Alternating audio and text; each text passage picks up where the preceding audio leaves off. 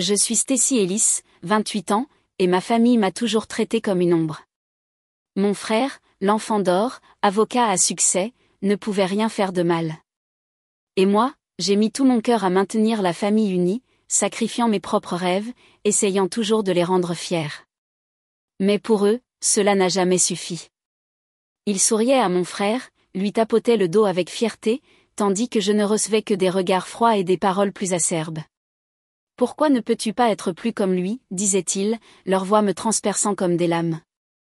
J'ai tout avalé, je suis restée silencieuse, croyant qu'un jour il me verrait enfin. Puis le mariage de mon frère s'est approché. On m'a confié la responsabilité de tout rendre parfait, de gérer chaque détail, de m'assurer que rien ne tournait mal. J'ai pensé que peut-être, juste peut-être, cette fois il me remarquerait. Mais je me trompais. La veille du grand jour, nous nous sommes assis autour de la table du dîner. Mon frère a exigé des groupes de musique plus extravagants, des fleurs importées, des choses que je ne pouvais tout simplement pas fournir. J'ai dit non. Et c'est là que mes parents ont craqué. Leurs paroles ont frappé comme un coup que je n'ai jamais vu venir. Le plus beau cadeau pour le mariage de ton frère, c'est que tu disparais de cette famille pour toujours. La pièce devint silencieuse. Ma poitrine se serra, mais je n'ai pas supplié. Je me suis levée, j'ai pris mes clés et je suis sortie. La porte s'est fermée derrière moi comme un point final. Le jour du mariage est arrivé. Tout semblait parfait jusqu'à ce que tout s'effondre en un clin d'œil. Si c'était toi, resterais-tu pour en être témoin ou partirais-tu pour toujours ? Partagez vos réflexions dans les commentaires ci-dessous. J'adorerais connaître votre réponse. Des années plus tôt, j'étais une spécialiste du marketing indépendante avec de grands rêves. Je venais de décrocher un contrat avec une grande chaîne de supermarchés, $40 000 pour revoir leur campagne publicitaire régionale. C'était mon ticket pour l'indépendance, une chance de faire mon nom dans une industrie impitoyable. Mais ensuite, l'épicerie de ma famille aériée, en Pennsylvanie, a touché le fond. Les factures s'empilaient, les fournisseurs ont arrêté d'appeler, et mes parents se noyaient dans les dettes. La voix de ma mère s'est brisée au téléphone, me suppliant de l'aider. Mon père, d'habitude stoïque, a admis qu'il pourrait tout perdre. Je ne pouvais pas laisser cela arriver. Alors, j'ai renoncé au contrat. J'ai appelé le représentant des supermarchés, annulé l'accord et mis toute mon énergie à sauver notre magasin. J'ai créé une campagne de marketing à partir de zéro, des publicités à la radio locale, des prospectus dans chaque boîte aux lettres, même de premiers posts sur les réseaux sociaux sur des plateformes rudimentaires. J'ai négocié avec les fournisseurs, charmé les clients et réduit les coûts. En quelques mois, le flux de clients a doublé. Le chiffre d'affaires du magasin a augmenté et nous avons remboursé les pires dettes. Je travaillais la nuit à peaufiner les slogans, à concevoir des affiches, croyant que cela finirait par leur faire comprendre. Mais ils n'ont pas compris. Ma mère, Joyce Reid, et mon père, Jeffrey Reid, ont convoqué une réunion de famille un soir. Je m'attendais à de la gratitude, peut-être un signe de reconnaissance pour nous avoir tirés d'affaire. Au lieu de cela, ils ont confié les rênes du magasin à mon frère, Brent Ellis. C'est un avocat, a dit ma mère, les yeux brillants de fierté. Il a la tête pour ça. Brent, qui n'avait pas levé le petit doigt et avait passé ses mois à son cabinet d'avocat, était maintenant en charge. Mon père a hoché la tête, évitant mon regard. C'est pour le mieux, a-t-il dit. Je suis restée là, abasourdie, ma poitrine serrée. Brent a souri, ajustant sa cravate, planifiant déjà des changements à ma campagne. Tu t'en es bien sortie, Stacy, a-t-il dit, son ton plein de condescendance. Bien, j'avais sauvé leur héritage. J'avais sacrifié mon avenir.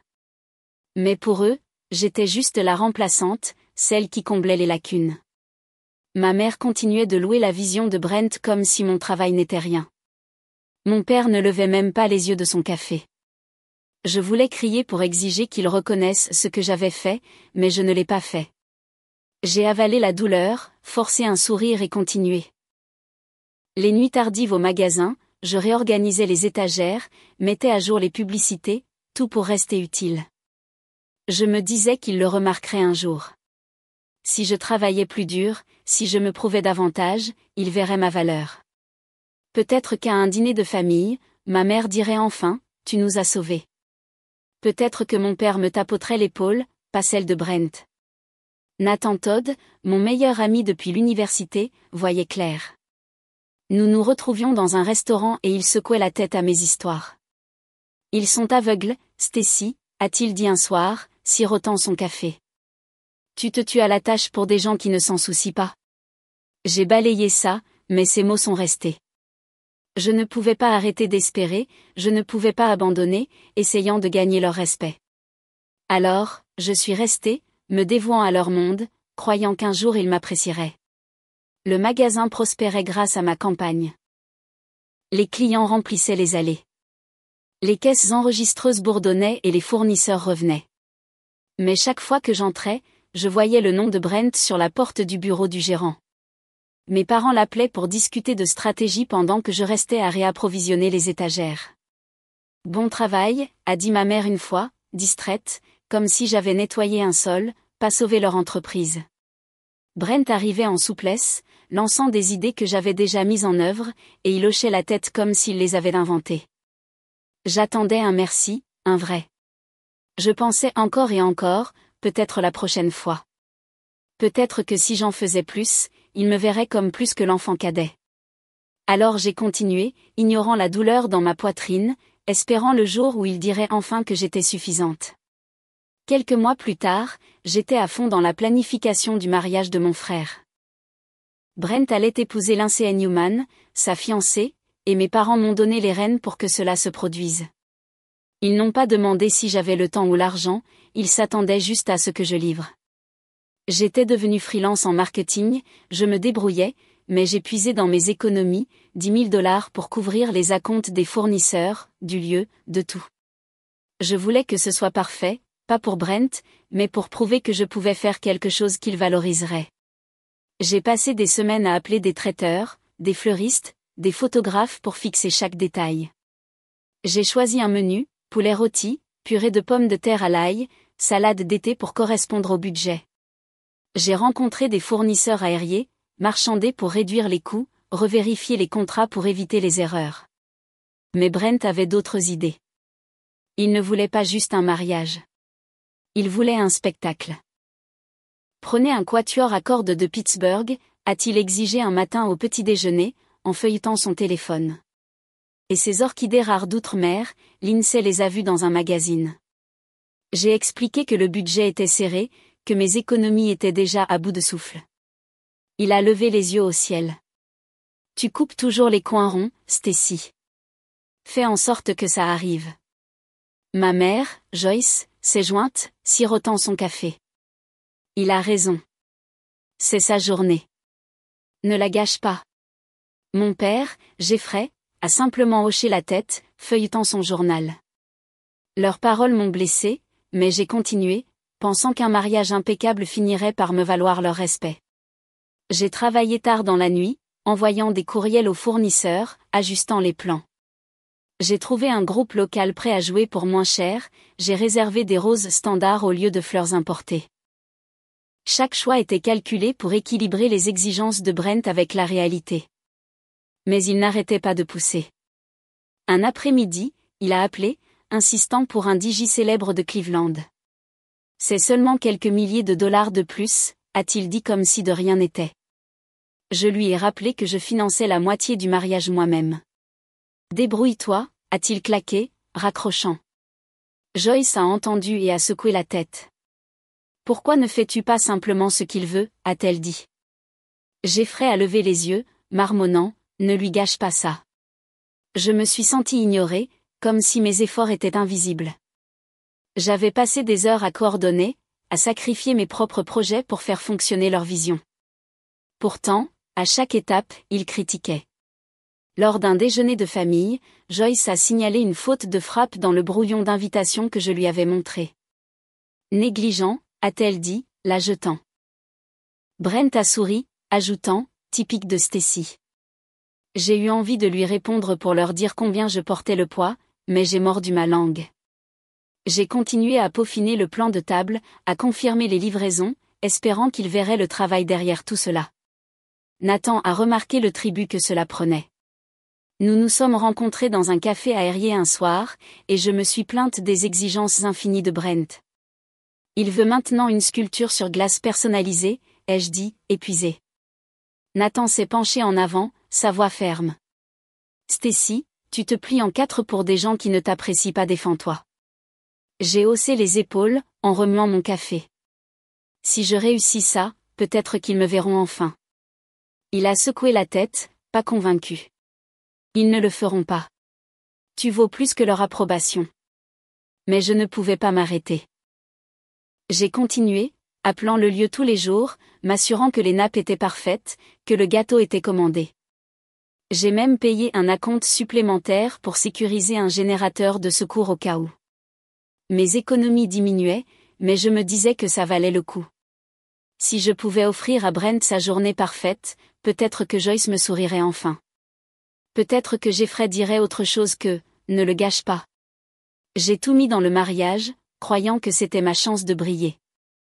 Les exigences de Brent continuaient d'augmenter. À un moment donné, il m'a envoyé par SMS un lien vers un service de traiteur de luxe, insistant pour des amuse-gueules de caviar. Je l'ai appelé, lui expliquant que cela dépasserait le budget. « Tu m'embarrasses », a-t-il dit, sa voix froide. Joyce a entendu quand j'ai visité la maison, et elle a soupiré. « Fais juste ce qu'il a demandé, Stacy. Ce n'est pas si difficile. » Jeffrey a hoché la tête, sans lever les yeux de sa télévision. Leur indifférence me brûlait, mais j'ai continué à travailler, ajustant les plans, espérant que le mariage changerait leur perception de moi. La veille du mariage, je me suis assise à la table de la salle à manger de notre famille aérienne, l'air épais de tension. Ma mère avait préparé son rôti habituel, mais personne ne mangeait. Brent s'est penché en arrière sur sa chaise, feuilletant son téléphone pendant que sa fiancée, Lindsay, picorait dans son assiette. Mon père sirotait son vin, levant à peine les yeux. J'avais passé des mois à planifier le mariage de Brent, y consacrant $10 000 de mes économies. Mais cette soirée semblait différente, comme si une tempête se préparait. Je me suis préparée, espérant une soirée tranquille. Brent a brisé le silence. « Stacy, nous devons améliorer le menu », a-t-il dit, sans lever les yeux. Ajoute des queues de homard et ce champagne vintage de la vallée de Napa. Oh, et engage ce photographe de Pittsburgh, celui qui a couvert le gala du gouverneur. Je l'ai regardé, ma fourchette figée. Des queues de homard, du champagne à $500 la bouteille. Un photographe facturant $3 000 par jour. J'avais déjà étiré mes économies au maximum pour couvrir la moitié du coût du mariage. Brent, je ne peux pas, ai-je dit, gardant ma voix stable. J'ai déjà tout payé, le lieu, le groupe, les fleurs. Il n'y a plus d'argent. Il a ricané, jetant son téléphone sur la table. Tu es toujours si radine, Stacy. C'est mon mariage. Fais-le. Joyce a posé son verre avec force, ses yeux se plissèrent. Il a raison, a-t-elle dit.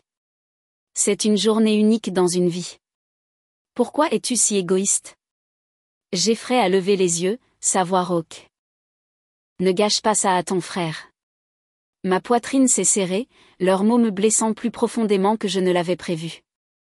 J'avais tout donné, mon temps, mon argent, mon énergie, et il me voyait toujours comme le problème. J'ai essayé d'expliquer. J'ai dépensé $10 000 de mes propres économies.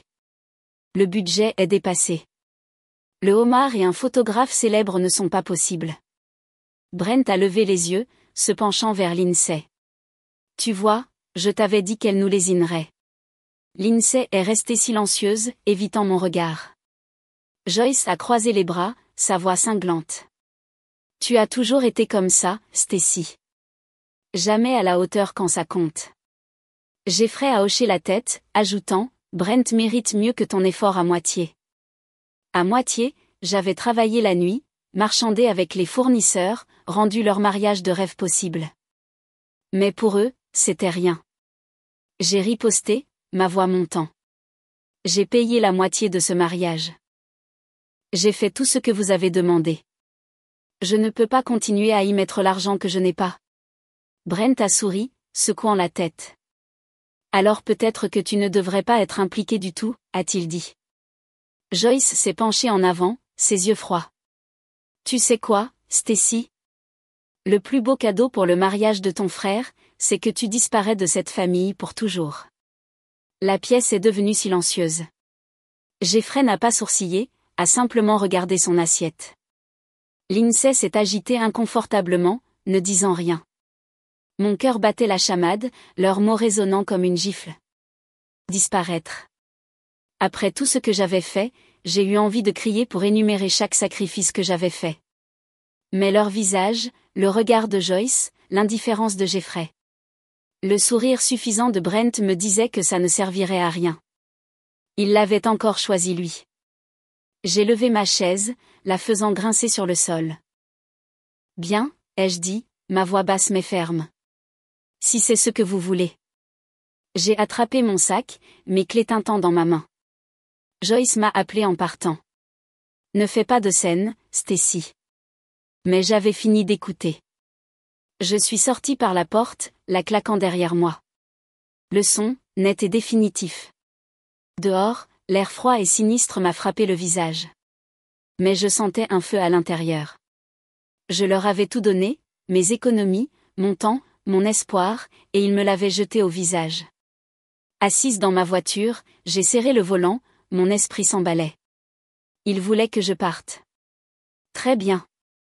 Mais je n'allais pas m'effacer discrètement. J'avais passé des mois à organiser leur journée parfaite pour qu'on me dise que j'étais le problème. Fini. Je n'étais pas sûre de ce que j'allais faire ensuite. Mais une chose était claire. J'avais fini d'être leur paillasson. J'ai démarré le moteur. Ma résolution se durcissait. Demain, ils verraient ce qui se passe quand j'arrêterai de porter leur fardeau. Le lendemain matin, je me suis réveillée avec leurs paroles encore brûlant dans mes oreilles. Je me suis assise sur mon lit, fixant mon téléphone, mon application de compte d'épargne ouverte. 10 000 $, tout mon pécule, était lié aux acomptes du mariage de Brent. Traiteur, fleuriste, groupe, tout payé de ma poche pour rendre leur journée parfaite. Mais après le dîner de la veille, leur demande de disparaître pour toujours a tout changé. Je n'allais plus les laisser me marcher dessus. J'ai commencé à appeler les fournisseurs. D'abord, le traiteur. Annuler la commande, ai-je dit, ma voix stable. Je récupère la compte. La femme à l'autre bout du fil a hésité, demandant des pénalités, mais je m'en fichais. Ensuite, le fleuriste. Pas de rose, pas de centre de table, lui ai-je dit. Rembourser mon paiement. Le groupe était le dernier. Ils avaient déjà encaissé mon chèque, mais j'ai exigé un rétrofacturation. À midi, j'avais récupéré la majeure partie de mes 10 000 $, laissant le mariage dénudé. Pas de fleurs, pas de musique, pas de nourriture. Je ne ressentais aucune culpabilité, seulement de la résolution. Ils voulaient que je parte. Je leur donnerais un mariage qu'ils n'oublieraient jamais. L'après-midi, le chaos a éclaté sur le lieu de la réception. Les invités sont arrivés sur des tables vides. Pas de groupe qui jouait, pas de bouquet en vue. Lindsay, la fiancée de Brent, se tenait dans sa robe, stupéfaite alors que les parents chuchotaient dans la confusion. Brent, le visage rouge, a crié sur le personnel du lieu qui n'avait aucune réponse. Joyce m'a appelé, sa voix stridente à travers ma messagerie vocale. Stacy, qu'as-tu fait? Tu as tout gâché. Jeffrey a également laissé un message, son ton froid. Tu es une honte pour cette famille. Je n'ai pas rappelé. Leurs accusations ne m'ont pas affecté. J'en avais entendu assez. Ce soir-là, Brent s'est rendu sur un forum en ligne, un panneau de messages local derrière bourdonnant de commérages. Ma sœur a saboté mon mariage. Il a posté ces mots, pleins de venin. Elle est jalouse, hargneuse et a ruiné le plus beau jour de ma vie. Il me peignait comme la méchante, prétendant que j'avais délibérément fait couler son grand moment. Les commentaires s'empilaient, certains de voisins que je connaissais depuis des années, me traitant d'égoïste, de dérangé. Joyce a ajouté son grain de sel, répondant au poste de Brent. Elle a toujours été source de problèmes. Jeffrey n'a pas posté, mais je savais qu'il était d'accord. Leurs mensonges se sont répandus comme un incendie de forêt, tordant la vérité pour sauver la face. Je me suis assise dans mon appartement, lisant les posts, l'estomac noué. Une partie de moi voulait riposter pour exposer comment j'avais financé la moitié de leur mariage de rêve.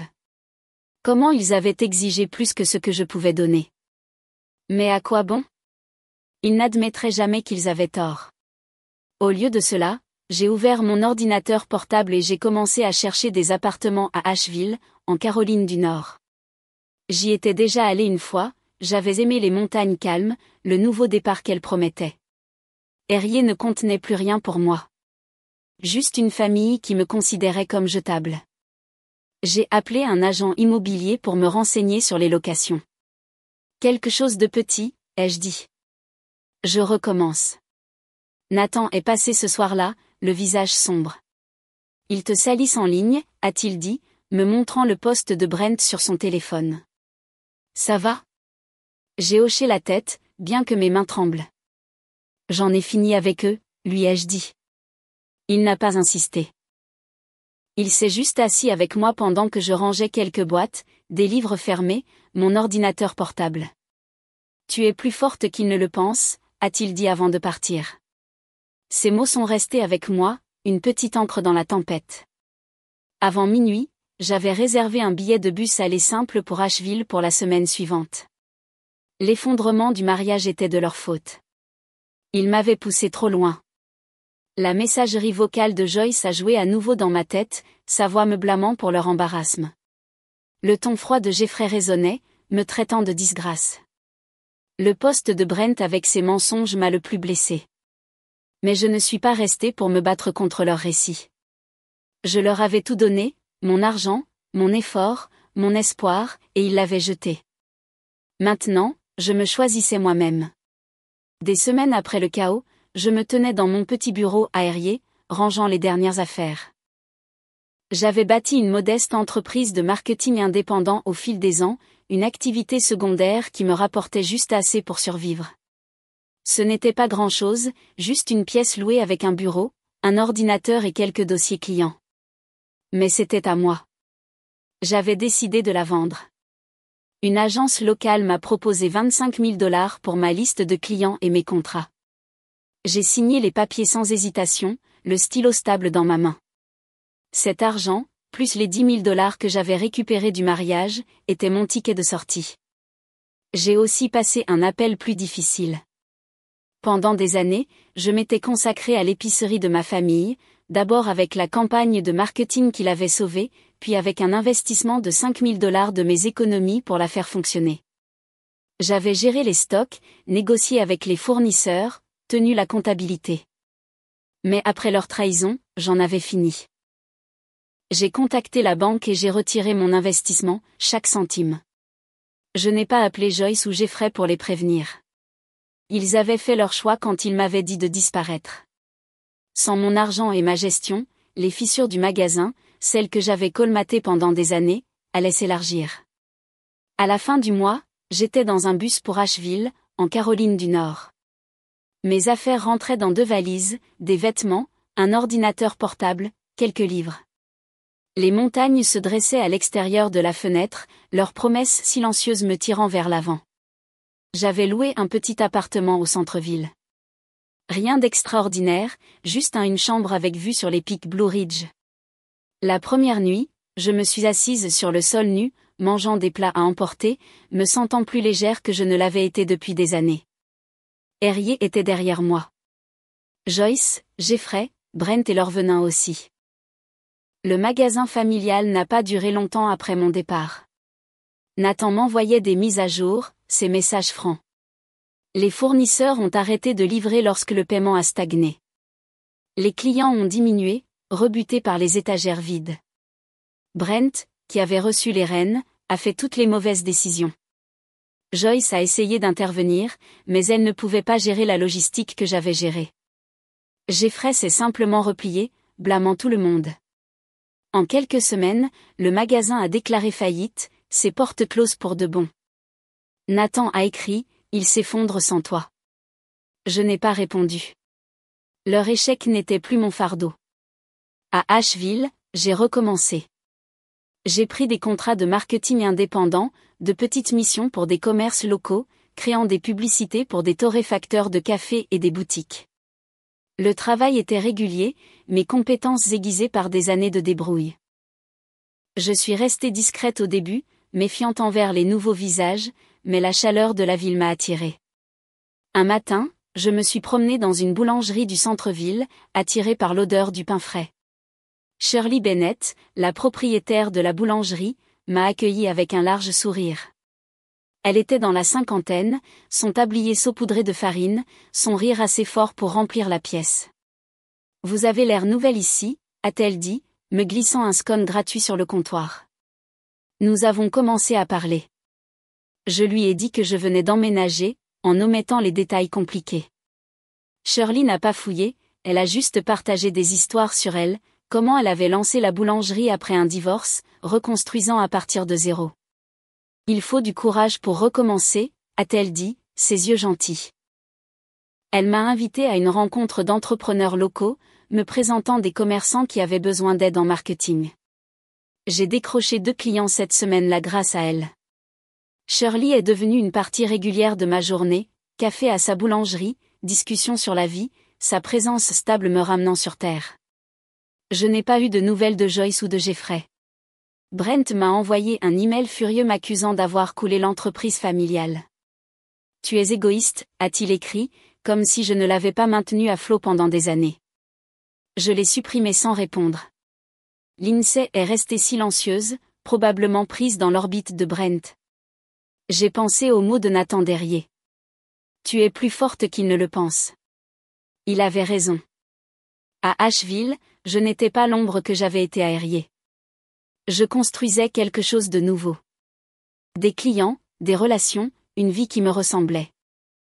Un soir, Shirley m'a invitée à sa boulangerie après les heures d'ouverture. Nous nous sommes assises avec des tasses de thé, l'odeur des brioches à la cannelle persistant. « Vous semblez différente », a-t-elle dit. Je me suis installée, j'ai hoché la tête, réalisant que je n'avais pas pensé à Erie depuis des jours. Pour la première fois, je me sentais allégée, comme si je pouvais respirer sans porter leurs attentes. Asheville était mon nouveau départ, et avec l'aide de Shirley, je trouvais ma place. Je ne me retournais pas. Des mois plus tard, Asheville était devenu mon sanctuaire. Mais les répercussions d'Erie se faisaient encore sentir. L'épicerie familiale, autrefois le cœur du monde de mes parents, avait disparu. Ses vitrines fermées, symbole de leur déclin. Joyce et Jeffrey faisaient face à une nouvelle réalité difficile. Leurs économies s'amenuisaient, les forçant à vendre leur maison et à déménager dans un petit appartement à la périphérie d'Erie. Les voisins qui les saluaient autrefois chaleureusement évitaient maintenant leur regard. Leur réputation ternie par l'effondrement du magasin. Brent n'allait pas mieux. Son charme, autrefois suffisant pour lui obtenir des faveurs, ne pouvait masquer sa mauvaise gestion. Il avait trouvé un emploi dans un magasin de bricolage, mais les clients murmuraient sur son rôle dans la chute de la famille. Son arrogance n'avait plus de poids. Lindsay, sa fiancée, s'est éloignée, leur fiançailles se dissolvant silencieusement dans le stress. La vie qu'ils avaient construite sur une gloire empruntée s'était écroulée. Je ne m'attardais pas sur leurs difficultés. Asheville était mon objectif, un endroit où je pouvais reconstruire sans leurs ombres. Mon entreprise de marketing indépendant prenait racine. J'avais obtenu des contrats avec 5 entreprises locales, une brasserie, une librairie, une galerie d'art, un café et un magasin d'équipements de randonnée. Mes journées étaient remplies à concevoir des logos, à écrire des textes publicitaires et à proposer des campagnes autour d'un café dans des cafés animés du centre-ville. Mon revenu tournait autour de $3 000 par mois, suffisant pour mon modeste appartement, les courses et des plaisirs occasionnels, comme un billet de concert ou une nouvelle paire de chaussures de randonnée. Chaque projet me donnait l'impression de poser une brique dans la fondation d'une vie que je me construisais. Nathan est resté une présence constante, même à des kilomètres de distance. Il appelait toutes les quelques semaines, sa voix chaleureuse à travers la ligne crépitante. « Erie n'est pas la même sans toi », a-t-il dit une fois, puis il a ri. « Mais tu assures là-bas. » Il m'envoyait des photos de son dernier projet de menuiserie, de petits cadeaux qui entretenaient notre amitié. Ces encouragements me rappelaient la force que j'avais oubliée. Bien sûr, la propriétaire de la boulangerie était mon ancre à Asheville. Son magasin, avec ses tables en bois confortables et son odeur de pâtisserie fraîche, était l'endroit où je réfléchissais à des idées ou me détendais après de longues journées. Elle me glissait un muffin gratuit en disant, du carburant pour le travail acharné. Sa confiance en moi, simple, indéfectible, m'a aidé à me voir comme plus que la fille qui n'avait jamais été assez. Puis est arrivée la lettre de Joyce. Elle est arrivée un matin frais, son écriture tremblante sur l'enveloppe. Elle prétendait avoir été diagnostiquée avec une maladie grave, me suppliant de revenir à Erié pour l'aider, elle et Jeffrey, à reconstruire. Les mots étaient lourds de culpabilité, me dépeignant comme la clé de leur salut. J'ai lu 2 fois, mon estomac serré. Shirley, essuyant son comptoir, a vu mon visage et m'a demandé ce qui n'allait pas. Je lui ai donné la lettre. Elle l'a parcourue, son front se plissant. Ça sent la manipulation, a-t-elle dit, la jetant. Les gens ne changent pas du jour au lendemain. Sa franchise a traversé mon doute. J'avais déjà vu les tactiques de Joyce, utiliser la pitié pour tirer les ficelles. Nathan, quand je l'ai appelé, a été d'accord. Elle essaie de te ramener, a-t-il dit. Ne tombe pas dans le panneau. Je ne suis pas tombée. J'ai écrit une réponse, courte et définitive. Je vous souhaite le meilleur, mais je ne reviens pas. Je l'ai posté et j'ai bloqué leur numéro.